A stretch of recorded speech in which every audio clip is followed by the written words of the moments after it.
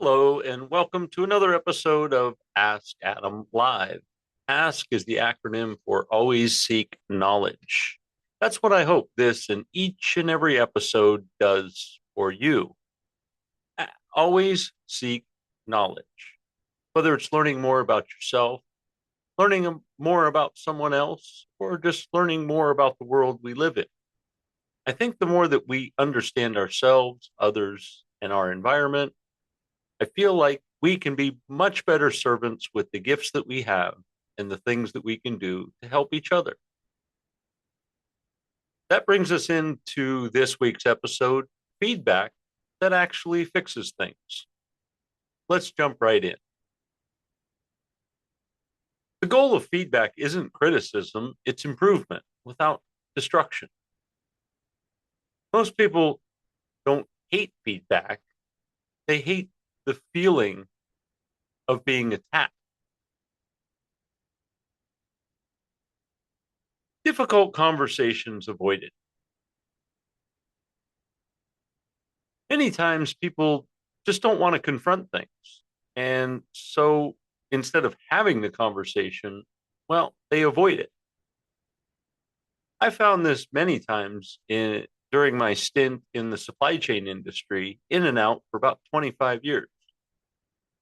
Many times when you would communicate with a team member, colleague, or even a fellow upper management, even upper management, seems like anytime you offered something that was, well, not so friendly, the first reaction was that they would shut down. The second was usually defensive.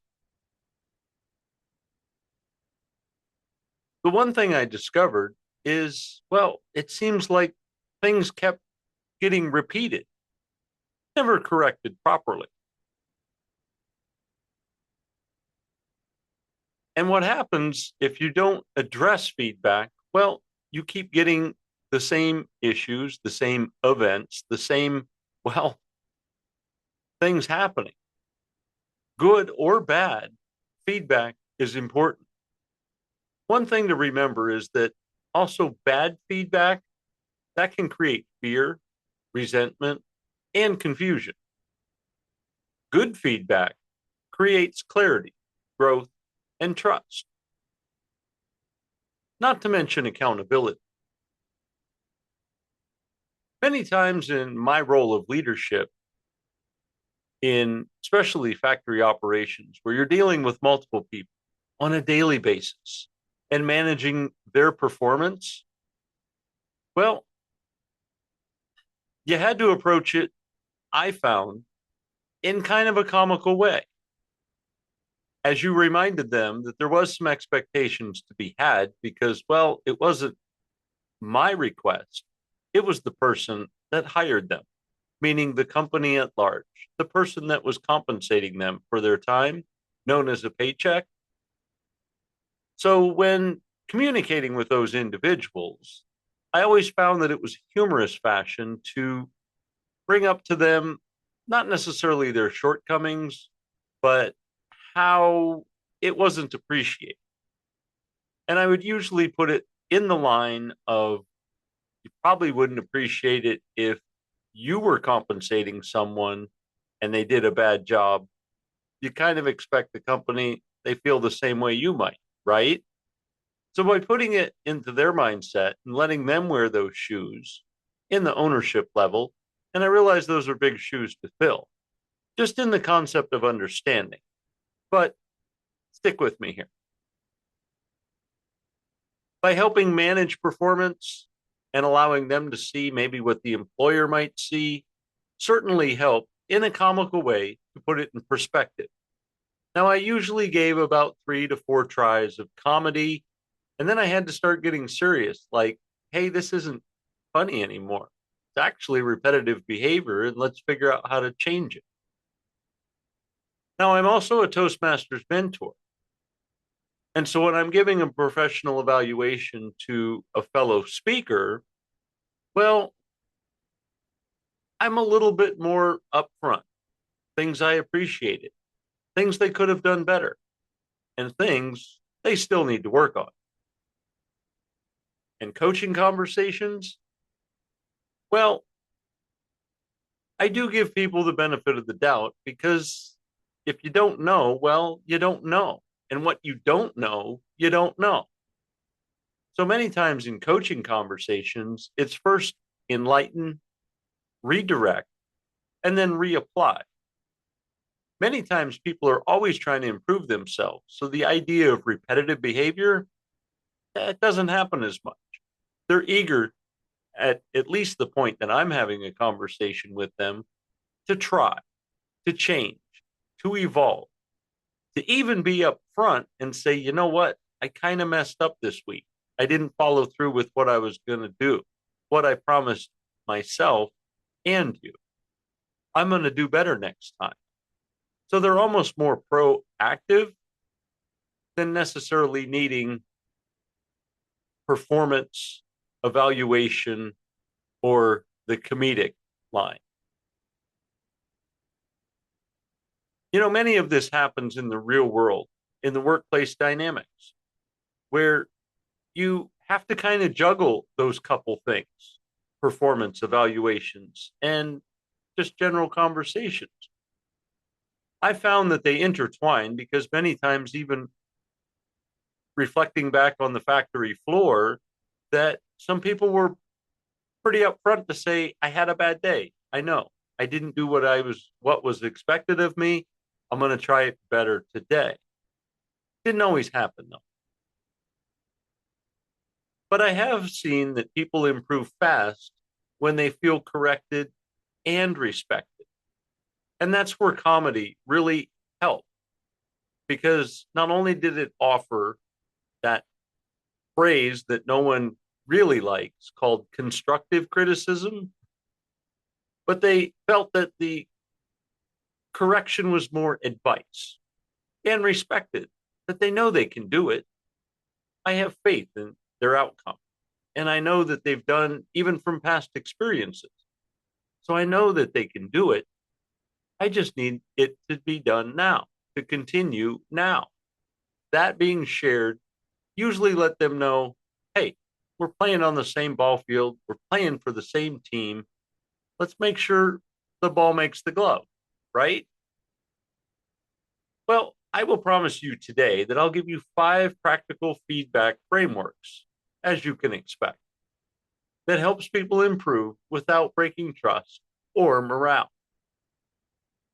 Let's look at part 1, why feedback usually fails. Most feedback fails because it's emotional, it's vague, it's delayed, sometimes it's personal, and it's overly critical. When you approach someone and say, you need to do better, it's kind of insulting. It's almost like if they've done something up until that point, it wasn't enough. Or maybe pivoting towards they already have a problem that they brought to the workplace, that they brought to the workspace,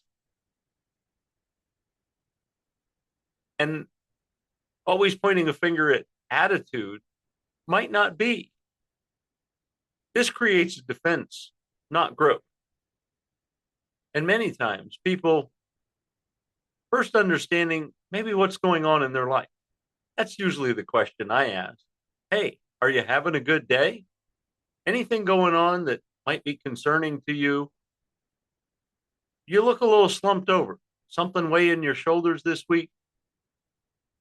See, by entertaining that, you actually invite them to open up.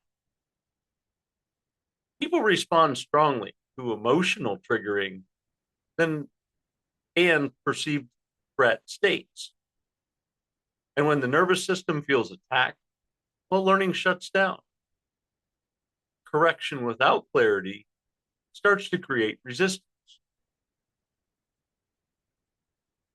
The feedback formula that fixes things. Address it quickly. Don't wait weeks. Don't let a lot of time go through the calendar. Delayed feedback creates confusion, frustration, and repeated patterns. Timely feedback improves adjustment and speed.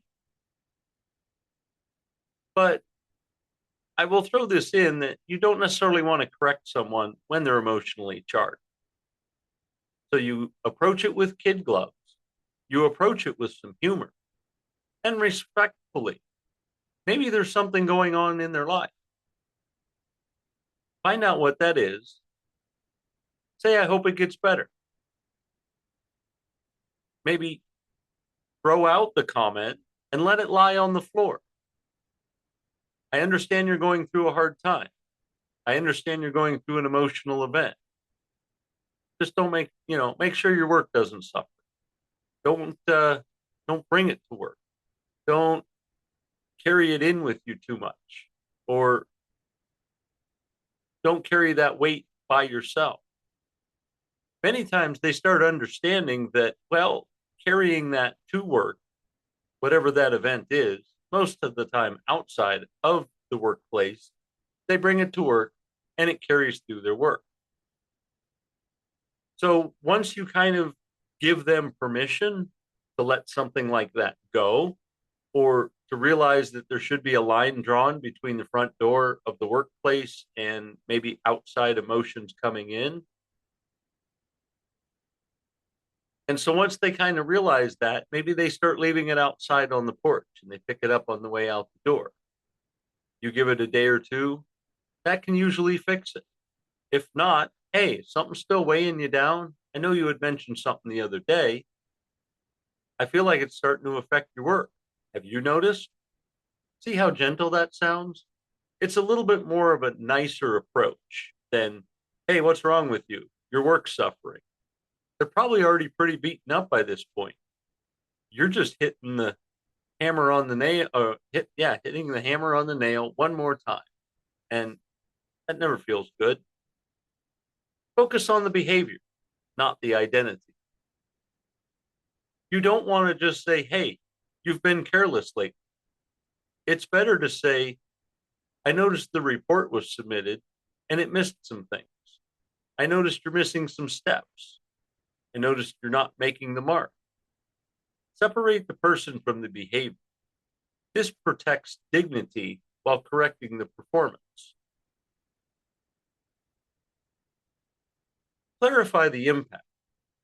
People need to understand, why does this matter? When deadlines slip, it impacts the rest of the team's workflow. Clarity increases ownership.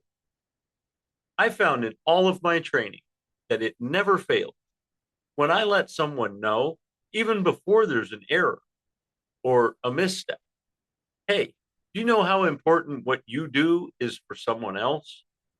And what your part in the business is taking something from someone else, doing something with it, and then handing it to the next person for them to perform. You understand all facets of what it is that you do and how certain things that you do make the next position a little fluid for the next person. Hey, did you notice how easy that was for you to put this together? Well, that's because the person before you did it this way. Once you explain, as well as the ownership, that, hey, you could put them in the place of the customer, well, now all of a sudden it changes perspective. Like I said, what if it was you getting something like this?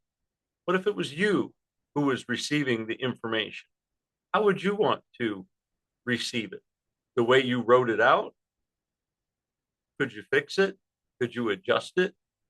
Hey, when you're packaging something, do you just throw it in a box or do you package it with care?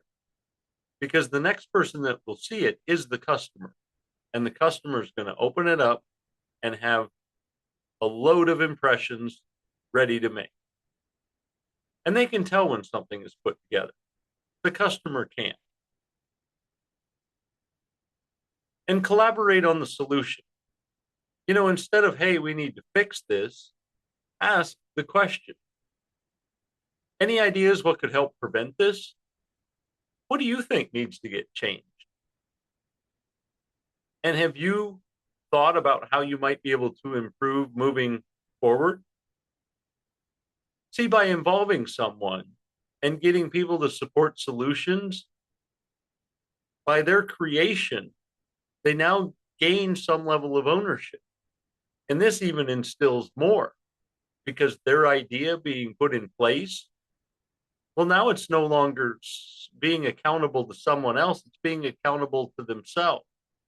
The other thing this also eliminates, which is huge, is they no longer can say, hey, I don't like this. It's not working. Who came up with this idea? And I always love, not that I like being right, but it never fails to be the one to say, hey, you came up with this? Or even the coworker, George came up with this? Well, now all of a sudden they admire George. Well, okay, I think I like it because George is a good guy. See how that works? So it's not doing it for the business because George came up with an improved idea that implemented because George is a fellow worker. Reinforce improvement immediately. Recognition matters. Research shows that praise reinforces learning and repeat behavior. When improvement happens, acknowledge quickly. I always recommend at least daily acknowledgement, if not weekly. This conditions growth, not to mention a little friendly competition. I've always found by, again, introducing some comedy. I remember having some team members that, well, they were kind of struggling. And I basically made a bet with them. Not a monetary bet. This isn't FanDuel. But I said, hey, how many can you do in an hour? Oh, I could, and they would brag. And I'd say, okay, you're on. Clock starts. And I would work, not doing their work. I would work adjacent to them. And at the end of the hour, we would check the numbers. Sometimes I got beat. And you know what? It felt good because I didn't have to win. I just had to be a partner to play the game. See, many times, just stepping down and humbling yourself and not being so linked up into the management can condition growth in a huge factor just through friendly competition. Because many times when people see that leadership's willing to do something, well, they're eager to stay level with leadership. Part 3, feedback is leadership. Avoiding feedback is not kindness, it's avoidance. Strong leaders communicate clearly, correct respectfully, reinforce growth, and maintain standards. Communicating clearly, again, as we mentioned earlier, not necessarily blame, but introducing some of those other techniques that can communicate in the clearest fashion possible. Correct respectfully. Even ask the simple question, are you aware of what we are supposed to do? You might find that they just weren't trained properly and therefore their actual performance isn't up to standard because they're not performing standards. So correct respectfully. And then reinforce that growth. When they do a good job, remind them, hey, I noticed you're doing a little better. Way to keep up the good work. Even if it's a little, it's still a win. And small wins turn into big wins. That's why they matter. And maintain standards. Don't adjust and fluctuate every day because certain individuals are doing a certain thing. Maintain those standards, and all boats will float to the rising tide. Feedback delivered properly is an act of investment. It's an investment in future growth. It's an investment in empowering a team member to become even more. Because once they find that flow and the rhythm, well, you can ensure it's going to pay off huge dividends in the future, all from a few steps that started with some small wins. You also have to build trust at work. And we mentioned that in another episode. Also, when delivering this, calm power. That was in another episode. And remember the 80-20 influence. It's not always what you say, 80% is what you do. So, like I said, that friendly competition where you're doing something, they see that. Now they want to beat the boss. That's bragging rights in the break room. Let's look at some common feedback mistakes. Number one is waiting too long. Feedback should always be, well, immediate. Now, I'm not saying you got to approach someone as soon as the numbers are down, even by a fraction. But if you let them go a week, 2 weeks, 3 weeks, and then you confront someone, well, unless it's an ongoing pattern, you're talking to them about history. And last time I checked, not too many people are going back and looking at history. Also, making it personal. That's another mistake. Because making it personal, like I said, it could be training, it could be something even outside of their creation. Maybe there's something at their home. Maybe something happened on the way to work. Maybe there's some emotional thing going on. They don't have a vendetta to combat work and just have poor behavior. There may be some underlying circumstance. So just making it personal and saying what's wrong with you, well, like I said, that ranks number 2 in the feedback mistakes. Number 3, giving feedback publicly. Feedback should always be done private. Now, praise, that is done publicly because everybody wants to be recognized in public. Now, some people might get embarrassed, and I understand. But deep down inside, again, bragging rights in the break room, people want to be recognized for doing something. And once other team members have heard that they're doing a great job, they may spark their own competitive nature, keeping management completely out of it. Hey, what did you do today? I did this. Well, I did one better. Well, I'll do better tomorrow. And now you've created, like I said, a great investment that'll bring back dividends because now they're competing with each other to safely get something done. And this happens across all teams. Common feedback mistake number 4 is talking too much. When you constantly are talking to someone about something, most likely you're not getting to the point, to the root cause. Hey, I've observed this behavior. Hey, I see you're doing this a certain way. I've done a work audit and I see that you're missing a few steps, yet your numbers are still below what the average is.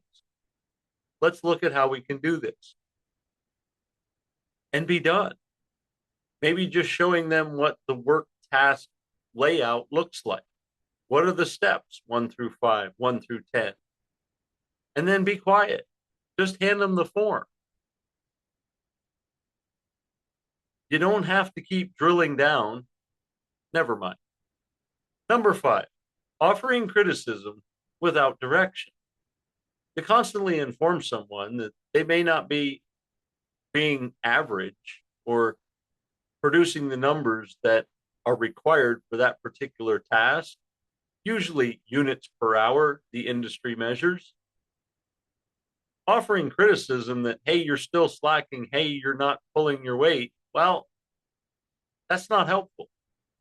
But if you can offer direction, like I said, maybe a work audit to see that they've possibly missed a couple of steps in their training, or they've eliminated some steps, even though they were trained, thinking it was cutting a corner, and it's not.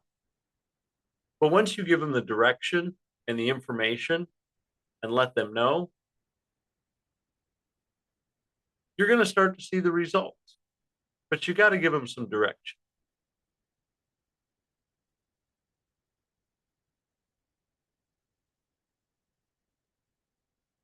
Sometimes we can also give weak feedback, like you need to communicate better. Where effective feedback, I've noticed your team wasn't updated about the schedule change, which created confusion. Moving forward, let's make sure the updates are sent before the shift begins. It's always communication, always communication. So ensure that communication is tight, well informed, offers the education as far as the steps of process, and then is given some praise, maybe even some competitive aspect to it. Let them know how so and so is doing, who's their next competitor, who's close to their numbers. Hey, Charlie's doing this per hour. You're just behind him a little bit. I bet you can beat Charlie. Now a person understands through behavior, impact, and correction without shame. In fact, they've developed the competitive nature that they want to beat Charlie.